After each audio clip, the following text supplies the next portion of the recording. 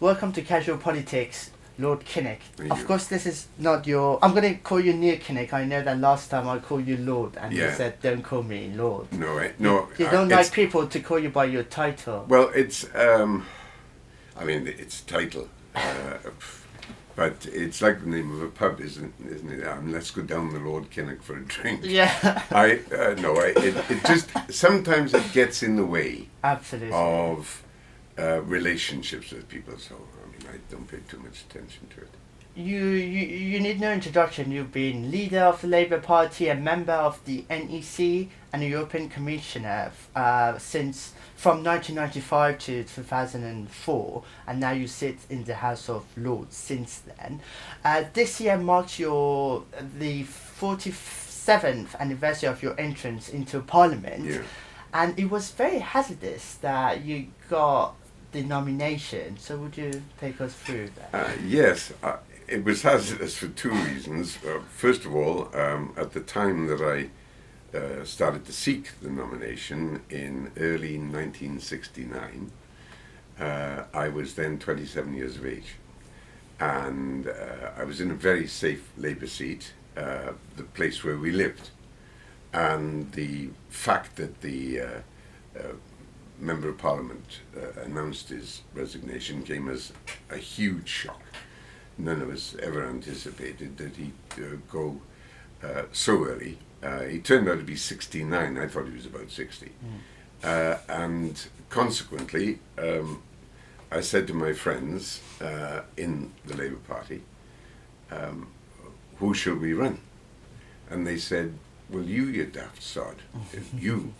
And I said, no chance, I'm 27.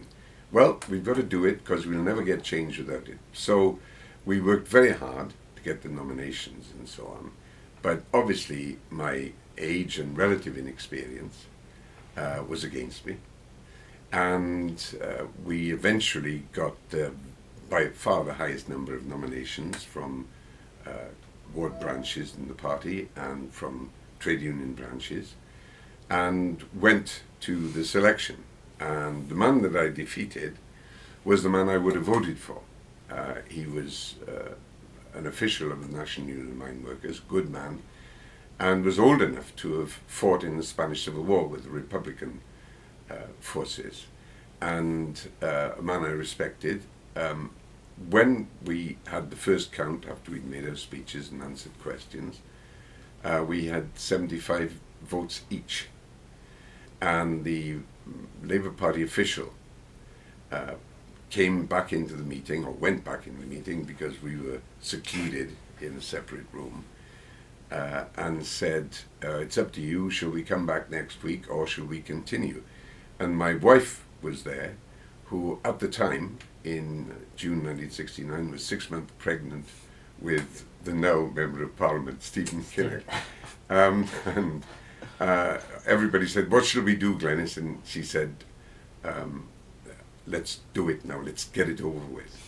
So we were asked to speak again, and we each made speeches, and I won the vote by 76 votes to 74. What actually had happened was that the old guard in the Labour Party, many of whom had been mandated by their wards and trade unions to vote for me, felt that their mandate had been honoured and they could cast a free vote. And they saw my opponent, Lance Rogers, NUM official, with guaranteed finance from the union to fight the election, and decided that they would move to him. But branches of the National Union of Mine Workers, including lots of men that I knew, said, well, if Lance hasn't got it now, he doesn't deserve to get it, let's vote for the kid. And that's exactly the words they used, and the result was that more moved towards me than moved away from me. And so by that time I was 28, and I was selected for the constituency of Bedwellty. But it was an enthralling occasion. And I'm sure that it was for you. And you first joined the Labour Party at the age of 16. 14. 14. 14, yeah. And you were a staunch Bevanite. Yeah. It's quite hard to tell about your positions on various issues because you never wrote your memoirs. But correct me if I'm wrong. You were against our membership of the European Community in the 1960s when Harold Macmillan first wanted to ask for a membership from General de Gaulle, and then secondly you were against you were in favour of abolition of the House of Lords. You were in favour of nationalisation of railways, and then also you were in favour of a nuclear disarmament. Mhm. Have you changed your positions on all those issues? No, I'm still in favour of nuclear disarmament. The policy of the Labour Party that I worked hard and succeeded in changing was one of unilateral nuclear disarmament, because by the mid-1980s it was very clear to me that with the coincidence of Ronald Reagan and Mikhail Gorbachev and the détente that they were developing, that there were fresh opportunities, more realistic opportunities, for securing nuclear arms reduction. And I managed to get the Labour Party to do a major policy change and to embrace multilateral disarmament, which continues to be the policy of the Labour Party in place of unilateral disarmament. So that took a great deal of effort.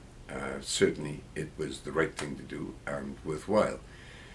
Even when I was active in the nuclear disarmament movement, I never accepted the idea that simply by giving a glorious example unilaterally, we would succeed in persuading other nations to get rid of their weapons. I always thought that that was a sentimental argument. My main focus was on trying to reduce the huge expenditures that were being allocated to the development and maintenance of Britain's nuclear weapons power. And I wanted to redeploy those resources for our conventional strength. But nevertheless, I thought the prerequisite for that was for Britain to unilaterally disarm, and I was wrong. And when the fresh opportunity of different world relationships became prominent in the mid-80s, I worked hard to secure the change. On nationalisation, to me, it's always been a means rather than an end in itself.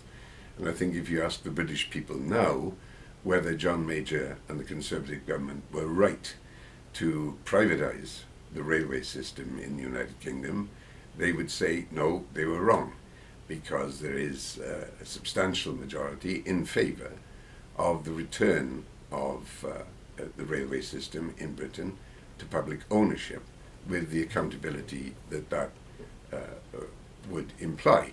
The way of doing it is very testing. I think the best way that we could do it is to convert the subsidies that we now provide for the privatised railway system, which are much bigger, those subsidies, much bigger than anything that ever went to the publicly owned railway system.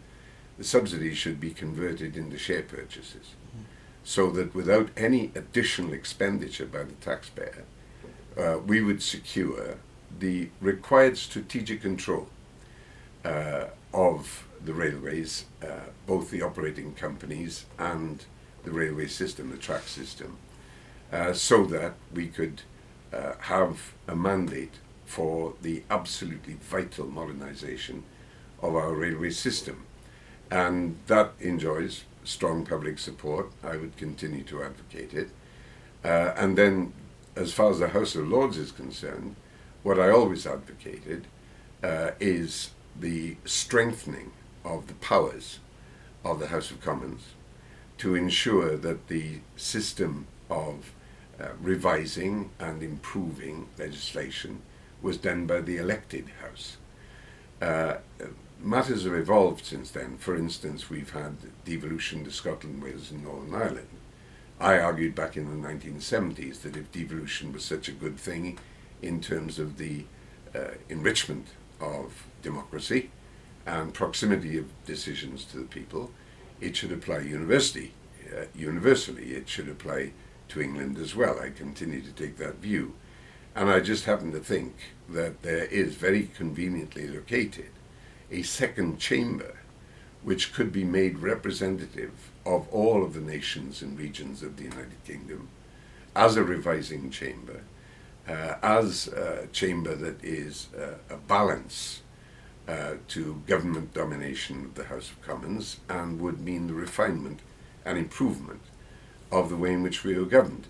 So I'd prefer that chamber to be directly or indirectly elected, or at least, as Robin Cook, my dear and much lamented friend, argued, that the House of Lords should be substantially elected, 75–80%, so he could retain the expertise of people from industry and the law and an assortment of other areas of important national life, creative and cultural industries and so on, but nevertheless have a chamber that had democratic legitimacy without ever having democratic superiority over the House of Commons. So I would make that argument now. And when I was invited to become a member of the House of Lords back in 2004, I called Robin and I told him what was possible and asked him what he thought I should do. And he said, "You accept, you go there, because if we're going to get change, we will need people to argue and vote for it in the place, as well as advocating it elsewhere." And it's on that basis, talked to some other friends as well, of course, and my wife indeed, that I went to the House of Lords. I have to say, we haven't advanced very much in the period since, although the arguments, given the dislocations and tensions that come from the kind of devolution we've now got in the United Kingdom, the argument for getting a national forum that is representative of the whole country, the argument is getting stronger. So with some optimism, I think there's a possibility of significant democratic change in the future. I think the prerequisite of it, of course, is to get a Labour government, because I don't think the Conservatives will ever make the scale of change in the way that we are governed that would strengthen our democracy and democratic accountability. I think they go in the opposite direction. But I live in hope, and I continue to make the argument. And the 1970s, the structure of the House of Commons, it was way different than it actually is nowadays. You had a members of parliament who would come from a very humble background, and they were of great statures, like Selwyn Lloyd, who was the Speaker of the House when you first entered into the House. So how different has it? What are the changes, the major changes that now it occurred? Well, there are major changes. The House of Commons is a better functioning legislature than it was in the 1970s. And that's substantially because of the way in which, thanks indeed to Norman St. John Stevers, who was in the Thatcher government, considerably strengthened the select committee system, something that I was advocating 10 years before that. When he was Minister for Arts? No, when he was, I think he was Minister without portfolio, but with, or he was Leader of the House. He was Leader of the House. And managed to secure these changes, I think because the establishment, in the shape of the Prime Minister and some others, didn't fully appreciate what could and would happen if more effective investigative and inquiring powers were given to department covering distinctive select committees. And in the years since, and it's nearly 40 years of course, in the years since we've seen the evolution, a very healthy evolution of select committees and their performance.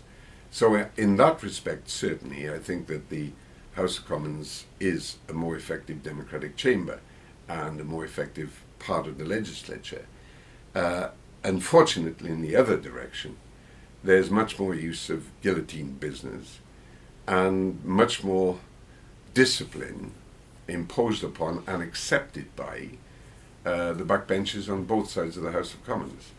And I think that there eventually will be a reaction against that, so that people become not undisciplined, but much more willing to pursue their role as democratic representatives.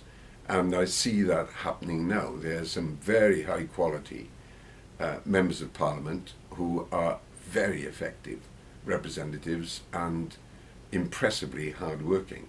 So change will always come. Inevitably, it is a gradual evolutionary change, but I believe that those improvements are always there, taking place slowly because of the quality and commitment of the people. What about oratory? The disciplining of the system and things like 24-hour rolling news and the way in which oratory has been treated, particularly by parts of the media, as windbaggery, and the way in which time of speaking is much more constricted in the House of Commons now than it was 40 years ago. There are people who I believe have the potential to be very effective parliamentary orators, but are discouraged from using incisive and colourful language, which is a necessary part of the equipment, by the environment, political environment, media environment, maybe cultural environment in which they now live. So that people don't use the freedom of expression or the freedom of language, which is necessary to try to match, or at least aim in the direction of matching, the oratorical qualities of, say, Enoch Powell or Winston Churchill or others on the Conservative benches, or indeed of Michael Foot and Aneurin Bevan and Tony Benn. Those names that I mentioned are simply examples of people who were very effective parliamentary practitioners, not because they were in any sense windbags, but because they could use the combination of incision, humour, very high quality advocacy, passion, and very central, elemental conviction to make their case in the House of Commons and outside. Also scholars of Greek and Latin. I think that if, nobody could accuse Aneurin Bevan, who left school at 13, of being a scholar of Greek and Latin. He was part of the grouping of people active in politics who understood the absolutely essential quality of articulating in an effective and imposing way the causes, the concerns, the hopes, the passions of the people that he was representing. So he owed nothing to classical oratory and everything to being an utterly brilliant advocate, doing the real job of representing people in a democratic parliament. And I think there are people who may not have his supreme skills. It would be very strange if there were many of them, because in his way he truly was unique. But people with the capacities who are daunted by the way in which assertive and graphic language is now represented. And in 1978 you became a member of the NEC. Mm-hmm. How rewarding was that post in your parliamentary career? Well, You found yourself in the same room as Dennis Skinner. we got elected on the same day. Yes, yeah. I ran for the National Executive Committee because I wanted to make the additional input to the development of policy and organisation of the Labour Party. And obviously, as a follower of Ireland Bevan and as a very active member of the Tribune Group and supporter of Michael Foot, I wanted to do it from that perspective. And that's what I continue to do, actually, all these years later. I got under the NEC and very quickly discovered that, like many other committees, most of the transaction was boring. In fact, Dennis Healy, who was a member of the National Executive Committee as Deputy Leader of the Labour Party, when he eventually retired from the NEC, said to me that he was going to have something called the monthly Wednesday morning club. And I said, what would that do? He said it would meet once a month to celebrate the fact that we weren't on the NEC and to have a generally jolly time when you poor sods are sitting around boring each other to death. And I always thought that was a very good idea, typically creative from Dennis. But of course, apart from the boring passages, the reality is that the battle for the soul, the credibility, the appeal of the Labour Party was often fought out in the subcommittees and in the National Executive Committee.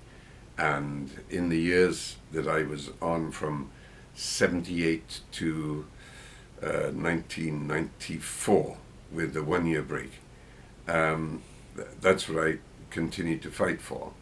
And when I was leader, it took me 2 years to secure a reliable majority of support on that National Executive Committee from the constituency representatives, the women's representatives, the trade union representatives.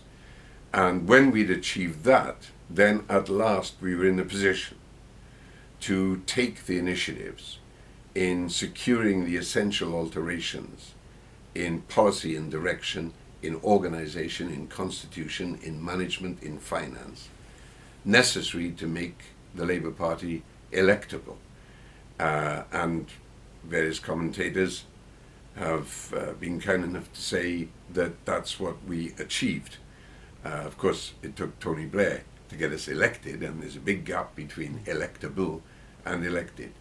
But I think I can rightly say we put the Labour Party on a course towards winning in the work that was done in the party generally, but very specifically in the National Executive Committee over the years that I was leader. In 1983, a few days before general election, you made that famous speech. And Right. did you think at that time that it would make that impact which made? You're talking about the I Warn You speech? Yes, go back to Yeah. your... I did something unusual with that speech. I actually wrote it out beforehand, which was something I'd not done at all before I was Shadow Education Secretary. And then I discovered within weeks, to my cost, that if I didn't write my own script for a speech and spoke extempore, any error of syntax that I made, or slight misuse of a statistic by 0.2% or whatever, or small misquotation, would be the only part of what I was saying that would be reported. So to take out insurance against that, I began for the first time in my life to write out speeches. And when we got to the 83 election, which was an appalling experience for everybody in the Labour Party, my wife was driving me down to South Wales from campaigning activities elsewhere, and I sat in the back of the car and wrote out the speech which conveyed how I felt about the prospect of a Tory election victory, another one.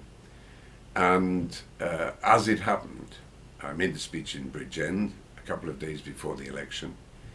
The script that I'd written was sent by Charles Clark, who was my PA, to the press. It just so happened that the ITN cameras were there and they captured it, and it did seem to sum up what a great many people, not only Labour people, were feeling about the prospect of another Thatcher term. And it got a certain circulation, certainly not enough to reverse our ill fortune. And the awful thing about the speech is that so much of what I forecast came to pass in terms of the wretchedness of cuts in community expenditure, particularly, that inflicted serious harm on old people, young people, vulnerable people, and communities that justifiably needed support and sustenance. And instead of that, they were starved of those very assets. And as I say, my great regret about the speech is certainly not making it, but the fact that so much of it came to pass. And in 1983, when you became leader of your party, you were one of the youngest leaders since William Pitt back in the 17th century. And your party was in tatters, that it is now. And the militant tendency in Liverpool, Derek Hatton, and all that mess, which we remember very well. Do you see any parallels with today's Labour Party, and do you think, despite all the difficulties that you had to handle back in the days, nowadays it's much more difficult to take back control because they are in charge and no longer you and your wing of the party? The problem confronting the Labour Party in 1983 was a problem not so much of the organised ultra-left, though they were a damn nuisance and they got exaggerated attention naturally by a mischief-making right-wing press. You could expect that. But the wider problem was what I call the self-indulgent tendency.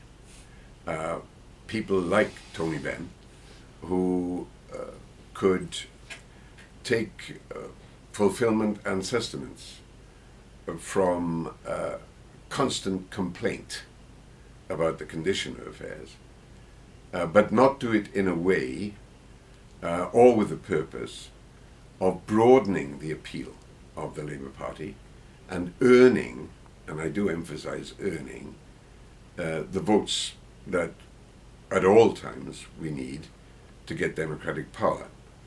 And that meant that the Labour Party could be misrepresented as being in the hands of irresponsible people who were said to be conniving against British values and patriotism and lots of other fantasies. They actually weren't doing that, but nevertheless they were easily represented as doing that. So I had to do two things. One was to re-establish serious socialist democratic control of the Labour Party in order to counteract this massive misrepresentation of what we were really about, and within that task to exclude from the Labour Party people who didn't deserve to be members, like those who were members of the militant tendency, the entryist groups, who, knowing that they could never make any sort of public appeal if they stood true to their colours and beliefs, had for decades resorted to the tactic of entering the Labour Party in order to use its reputation, its appeal, its extent of backing, its organisation to promulgate their sectarian views. So it took a couple of years, longer than I would have wanted to, but I had to turn around a very large political oil tanker at a speed which enabled it to stay afloat and not take the risk of causing terrible schism and cracking the ship in half by undertaking the change of direction too fast. And that was the major trial, because I'm not naturally a man of patience.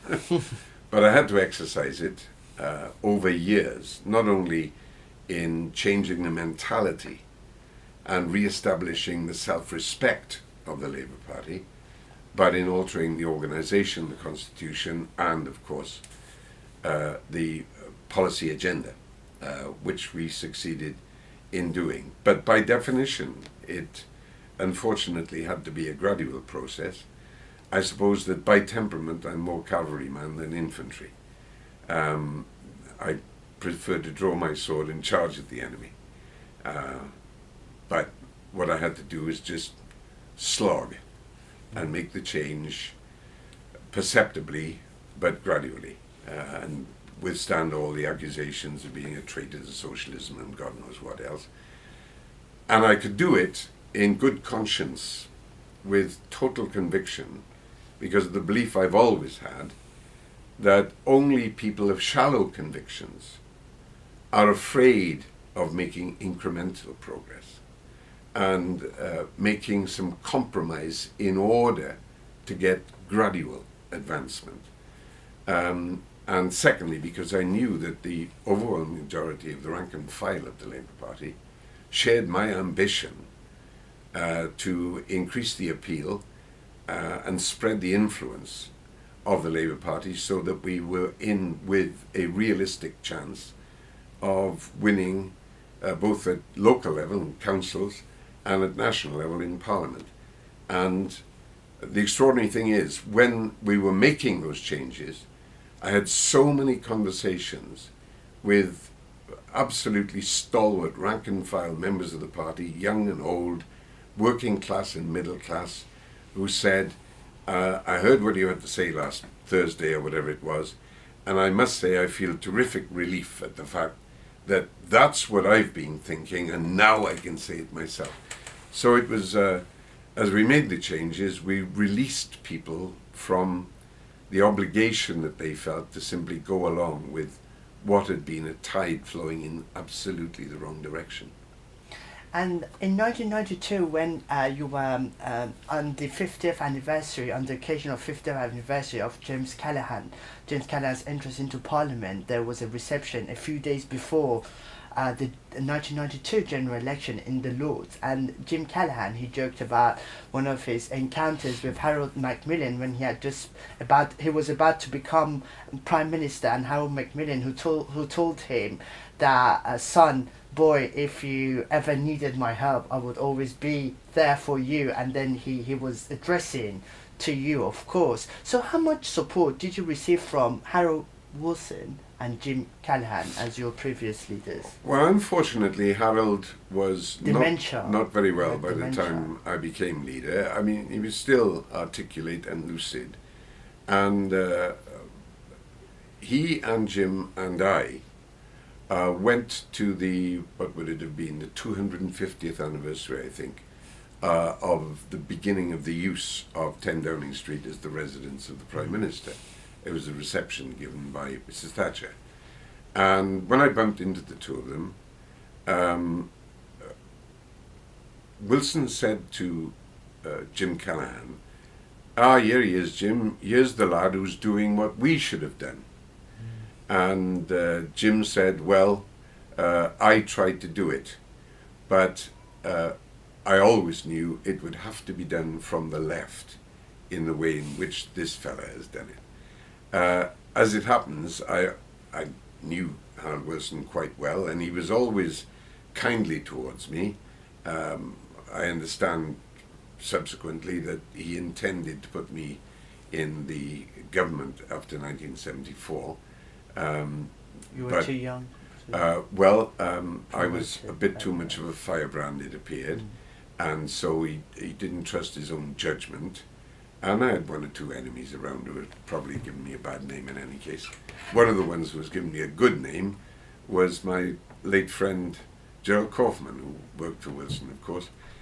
And then Jim was kind enough on two occasions to ask me if I joined the government, but I said by that time my objection to the government's public expenditure policy, and indeed the selective devolution policy, was so strong that it would have been very dishonest of me to have accepted a position in the government as a minister.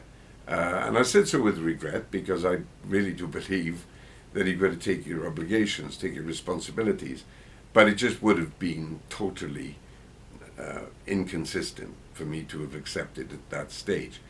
And I'd known Jim since the early 1960s, because I was very active in politics in Cardiff. And also there was the house that you were sharing together. He wrote in his memoirs, you were sharing a building, in the same building together, no? No, we didn't share a building. His office was in a trade union building in Cardiff, where I was a very frequent visitor to see other colleagues who were in the same building. But I knew him. I did share a flat with his agent, Paddy Kitson, who later became a councillor in Cardiff and a terrific personality. And because I was chairman of the Socialist Society in the university in Cardiff, and Jim was always hugely supportive of the student, the Labour students, I used to see quite a lot of him. And he was a great admirer of Glenys, my wife, who was a student and very active in politics at that time. And he always thought it was a steadying influence on me, which was pretty much the opposite of the truth, but nevertheless, he thought a great deal of her. And so we had a very friendly relationship, and it meant that even when he was Prime Minister, we could be very candid with each other, and that's the foundation of friendship. And I admired Jim. Our politics in some respects diverged, but he was a man of honour and a true, sincere socialist. So I got on very well with Jim. And he and Harold Wilson recognised that they should have been more rigorous in their management of the party to prevent the difficulties that beset us in the 1980s from taking place. But that was my function, as it turned out. And it's why I always refer to the period from the 2nd of October 1983 to the 18th of July 1992 as my midlife crisis. That was precisely the period of my leadership of the Labour Party. I wouldn't wish it on my enemy. Now let's talk about the current state of the Labour Party. Momentum, they're taking over the party and unite. They're trying to. Yeah, they're trying to. And unite, they want to affiliate to Momentum as well as to the Labour Party. No, the claim was by John Lansman that Unite were waiting to elect the General Secretary, and that would mean that they would affiliate. Now, I'm a member of Unite. I've been a member of the main union making up Unite, Transport and General Workers Union, since I was in my late teens, early 20s. That's a long time ago. What I do know is, having been a member of the General Executive Council of the Transport and General Workers Union, that affiliations by the union are decided entirely by the General Executive Committee, not by the General Secretary of the party, of the union. And I don't know whether there's any substance in Lansman's claim. I do know that any decisions of that kind will be made or not made by the General Executive Council and not by the General Secretary, whoever the General Secretary is. Now, in his recorded statement, what Lansman did was to manifest an ambition, which is to make Momentum so financially strong that it was more than an acceptable component of the Labour Party, but could seek to impress its own agenda and style of politics on the Labour Party. That's because, and I've known John Lansman for decades, and he is part of the segment of politics in Britain, and it is small, that has always wanted more to secure power in the Labour Party than power for the Labour Party. And that's the great divide, actually, between people who are Labour Party democratic socialists and those who see the Labour Party as a vehicle for other objectives. Some of them very obscure and sentimental, and few of them with any kind of broad appeal. It's the difference between those who treat politics as a hobby and those who regard democratic politics to be a mission. I'm in the second grouping, and Mr. Landsman, on the best of my knowledge over many, many years, is in that first grouping, the hobby grouping. But how dire and worrying the state of the Labour Party is, because you deplored that you may not see a Labour Party in government in your lifetime. Yes, it's. You asked earlier about the comparisons between now and 1983, when I became leader of the Labour Party. I think things are worse now, because back in 1983, difficult and dire, schismatic, confused. Members that were shouting at each other. Yeah, though the Labour Party was. Yes. The affiliated trade unions were still strong in their belief that they should work for a Labour government. And I, together with some others, was determined that the strength of Labour should be restored. And that's what I did throughout every day, every minute of every day that I was leader of the party, or at least tried to, despite some very substantial and difficult, distracting events and influences. And that's the furrow that we ploughed relentlessly. Now, we haven't got a leadership that is inspired in the same way. And while there are many of the unions who still retain that determination to do everything they can to help Labour get elected, the commitment is, in my view, not as ferocious across the trade union movement as it was back in 1983. I think it will return, and I think it will be very strong, and in some respects there are signs of it coming back, but the faster it comes the better, and then it can impress upon the leadership, whoever the leadership is, the need to secure power for Labour and not simply exercise power in Labour. And on the issue of Brexit, Daily Mail, very wrongly and unlawfully, some would claim, they exposed the expense of Peter Manson you that you're receiving from the European Parliament. They said that was the only reason that you are want to get a second referendum. Yeah, how wrong are they? No, they're legally and constitutionally absolutely wrong, because the claim that's commonly made amongst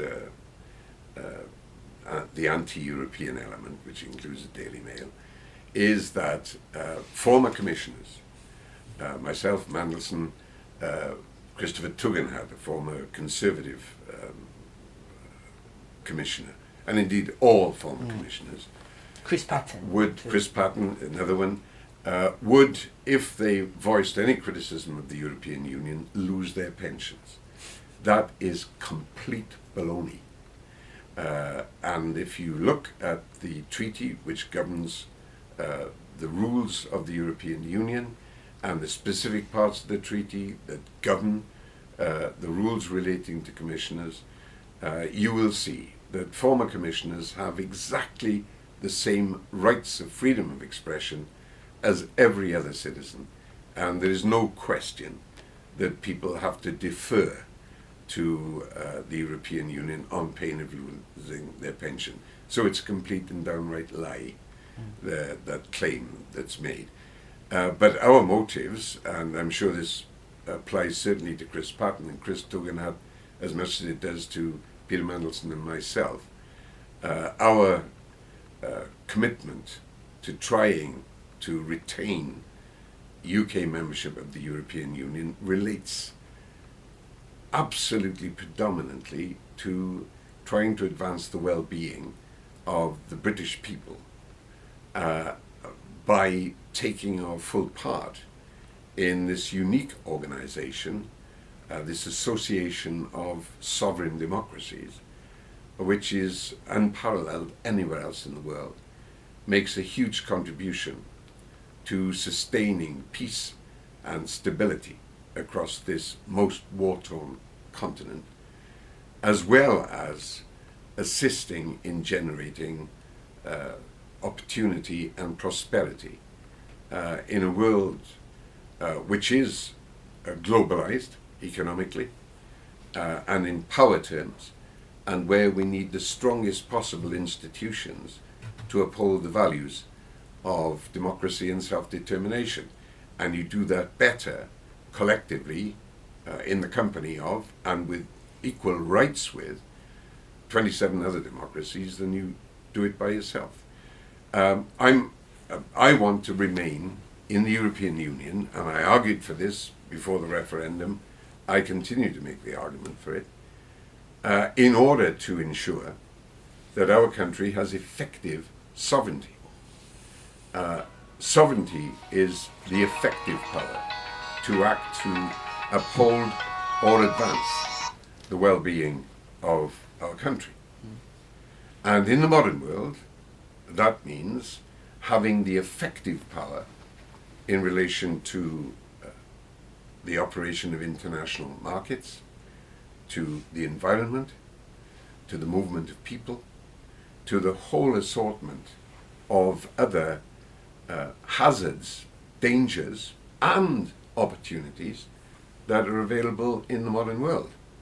And consequently, we are better served by acting collectively and exercising our full rights within the European Union than we are pretending to ourselves that a single country, no matter how big and strong, and I include the USA and Germany in this, a single country can exert the necessary influence, the most effective power in terms of the operation of international markets or the environment or the movement of people or any of the menaces of terrorism and international crime, and can only fully exploit the opportunities of medicine, of travel, of scientific advancement, of technological breakthrough, when we've got the combined power and resources of a large number of democracies working towards common end, gradually, not without some difficulty and argument, but in a fashion which enables you to see the progress over a period of 5 or 10 years. And my commitment to the European Union relates entirely to that. It's got absolutely nothing to do with the fact that I work there or that I get a pension as a consequence. What about keeping United Kingdom as one country? It seems now that it's become a very impossible mission. We have the Scottish nationalists who won another referendum in Northern Ireland 2 weeks ago. We had elections, and for the first time, Sinn Féin, they're doing pretty well in the southern borders of Northern Ireland, whereas the Ulster Unionists, the Protestants, their presence has been diminished, and also the death of Martin McGuinness. It ends. The end of from a very young age, I've always abhorred nationalism of any kind, because by definition, it means fragmentation. And even when benign people, even progressive people, are nationalists, it does mean that they are wanting to look inward, that they're wanting to give preference and prominence to an area of the world on the basis of borders and where people were born. And I think that runs in contradiction to the reality of a world which, as each year passes, is more interdependent and commingled. Now, I celebrate diversity, But I also recognize that true modern patriotism is best manifested by cooperation and internationalism, not by introversion, and certainly not by any pretense that by establishing a border and raising a flag, you alter the condition in which people live. You don't. So the emphasis must be on getting the forms of cooperation that will work to the general advantage, and if you want to, as I do, celebrate the diversity and distinctiveness of cultures, of languages, of characteristics, of history, of all the things that make us wonderfully different, great. But you don't have to embrace nationalism in order to do that. You do the absolute opposite. You embrace humanity in order to do that. Now, the kind of devolution that we've got, and this is why I campaigned against it, or at least a very, very similar form of it back in the 1970s, is what I call so-thumb devolution. It guarantees a tension between the devolved parts of the United Kingdom and the parts that are not devolved. And that's why I argued back in the 70s for devolution as democratic decentralization. No Democrat can be against that, but against the segmenting, secession that comes with devolution, and whose ambitions can never be fulfilled. For those who are in Scotland and nationalists in Wales and nationalists in Northern Ireland, there's always the argument that with a little more power, they could solve this or that problem. And the power is allocated, and guess what? You need a little bit more and a little bit more. And after a certain point, and this has already happened, that establishes a tension with the centralized part of the United Kingdom, notably England. And I argued at the outset, if devolution, decentralization was such a great idea, which I entirely agreed with, it was good for everybody. And if we'd had a system of devolution that was genuine and allocated distinctive regional powers across England and in Scotland, and I don't just mean a national Scottish government, I mean real devolution of maybe up to 2 or 3 assemblies that were representative of people and had proximity to people and made accountable decisions for people in Scotland and maybe 2 in Wales, we wouldn't be in the position that we're in now, where there is a real threat to the integrity of the United Kingdom. And I always knew that that threat was guaranteed. What I said back 40 years ago, God, I'm feeling old now. Young at heart. Yes, yeah, sure. But my heart is down as well when I examine these things, because all you really needed was a coincidence of a government in Edinburgh, didn't really matter what its political colour was, that was very antagonistic to the government in London, and a government in London that didn't give much of a damn about Scotland politically, and you would have the dynamic established to bring about the rupture of the United Kingdom. Well, we're there. And now we are in conditions which are almost incapable of resolution, because whatever the outcome of the next referendum, whenever that is, there will be an argument for another one to follow it, and another one to follow it, until the breach actually takes place. And I view this with massive regret, because I know that the people of Scotland will, by definition, by economic arithmetic, be worse off, and I know that the United Kingdom will have less significance and the power to do good in the world. And I view that with massive, massive regret.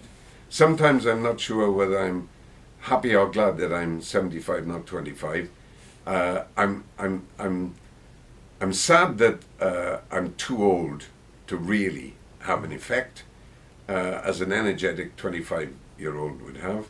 My age. Well, on the other hand, I think, well, I'll be gone when this particular car crashes into the sea. But that doesn't comfort me, because I've got my grandchildren to be concerned about, and I have the ambition of every grandparent to leave the world better than they found it, and better particularly for their children and grandchildren. Do you think that the other way around it's happening? Yeah, we've now got the first generation of parents in maybe 600 years in the United Kingdom, and it's more wide than that in other countries, that cannot say with certainty to their children that the children's generation will be better off, better served, have better opportunities, have a higher income than they had. And I mean, the story of civilized advance has been one in which each generation nudged forward. If we get to the situation in the 21st century where a generation cannot be certain of that, then we're going in a direction which is the absolute opposite to everything I've ever worked for. And two last questions. Do you think that, does that worry you that we're moving away from two-party politics and also from party tribalism in comparison to the 1950s? Because nowadays people, they don't even have like an idea of which party they're going to vote for as soon as they get to the polling booth. And do you partly blame the Blair government for being too much centred focus? I've always been very, very antagonistic to the so-called tribal view of politics, because apart from its other massive disadvantages and the contempt that it implies for great masses of people, the idea that they can be taken for granted, it breeds awful complacency. If a political party or a grouping in a political party thinks they can take a section of the electorate for granted, that is soon communicated to that section of the electorate. And that section of the electorate says, go to hell. Nobody can take us for granted. And maybe there's been some of that. And I deeply regret it, and I'm wholly opposed to it. People must never be taken for granted. And so I've never been a tribalist. I've never thought in tribal terms. I have seen that working class people, and I identify the working class as anybody who can only put food on the table or pay the rent or buy a house or a car or go for holidays by working for an income. That's the working class as far as I'm concerned, always has been. Working class people have got a clear and distinctive communality of interest. And I would very much like it if they would always vote on that basis, because even when they feel resentment against or dislike of a government that is trying to secure that advancement, they can do it in a discerning and democratic way, and not because they're part of some imagined tribe. So that's what I continue to argue for, that people really do recognize their own common self-interest and work to fulfill it, because in so doing they will drag forward the whole community and elevate and enrich their country. And that's the argument I make. So I've got no time for tribalism. And if there's been a period in which people in the Labour Party especially took the votes of large groupings for granted, when I witnessed it, or thought I witnessed it, I condemned it, I challenged it, and I would also always do that. And lastly, Tony Benn once said I was a national threat once, and now I'm a national treasure. How would you like to be remembered? Well, as a tall guy with a lot of hair and lots of muscles, that had wit, charm, and could tap dance. Right. I'd love to. And if you could throw in an international, a Welsh international rugby or soccer shirt, I'd be even more obliged. Great. On that note, thank you very much, Nick Thank Kinnock. you. Immense pleasure. Thank you.